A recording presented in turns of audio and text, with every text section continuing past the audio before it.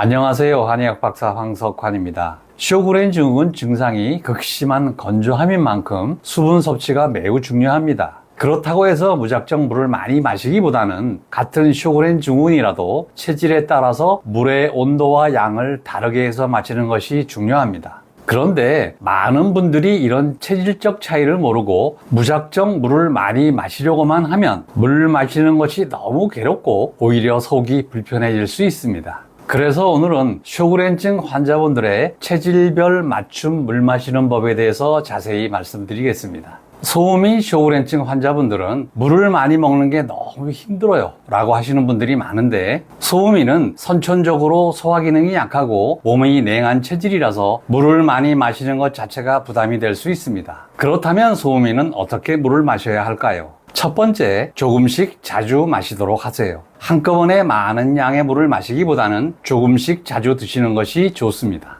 두 번째, 찬물을 피하세요. 소음이는 체질적으로 몸이 냉해서 찬물을 마시면 소화 기능이 더욱 약해지고 수분 흡수도 잘 되지 않기 때문에 미지근한 물이나 따뜻한 물을 드시는 것이 좋습니다. 세 번째, 식사 중에는 가급적 물을 드시지 않는 것이 좋습니다. 소화 기능이 약한 소음인이 식사 중에 물을 마시게 되면 소화액이 희석이 돼서 소화불량이 생길 수도 있습니다. 소양인 쇼그렌증 환자분들은 소음인과는 반대의 특성이 있습니다. 한겨울에도 찬물이 좋아요 라고 하시는 분들이 많은데, 소양인들은 체질적으로 열이 많기 때문에 적당히 시원한 물을 마시는 것이 좋습니다. 그렇지만 너무 차가운 얼음을 보다가는 미온수보다 약간 시원한 정도가 적당합니다. 두 번째, 충분한 양의 물을 마시는 것이 좋습니다. 소양인은 소화 기능이 좋고 열로 인한 갈증이 있기 때문에 비교적 많은 물을 마실 수 있고 하루에 2리터 이상도 편하게 드실 수 있습니다. 세 번째, 수박이나 참외 같은 수분이 많은 과일도 좋습니다. 소양인에게 이러한 시원한 성질의 과일은 수분 보충과 동시에 체질 개선에도 도움이 됩니다. 태어미는 체질적으로 흡수 기능이 강하고 저장 기능이 뛰어나서 수분 섭취 능력이 가장 좋습니다. 첫 번째, 태어미는 수분 섭취 능력이 좋으니까 하루 2리터 이상의 충분한 양의 물을 마셔도 좋습니다.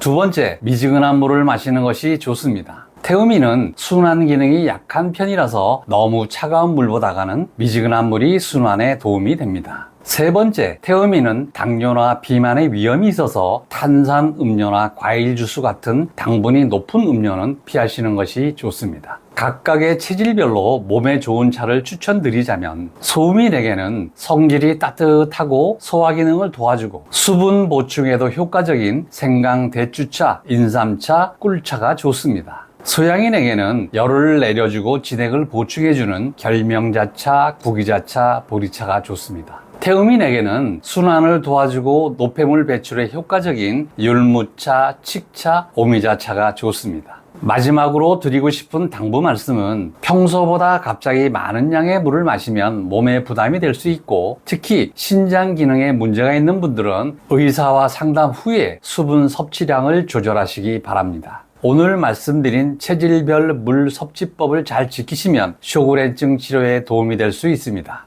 하지만 늘 강조드리는 것처럼 생활 관리와 함께 가장 중요한 것은 적극적인 치료입니다. 단순히 건조 증상을 개선하기 위해 약물을 복용하는 것이 아니라 면역 체계 자체를 회복할 수 있는 치료를 받으시고, 오늘 말씀드린 체질별 물 섭취법까지 신경 쓰신다면 쇼그렌 증후군은 생각보다 빠르게 치료될 수 있습니다. 오늘도 시청해 주셔서 감사합니다.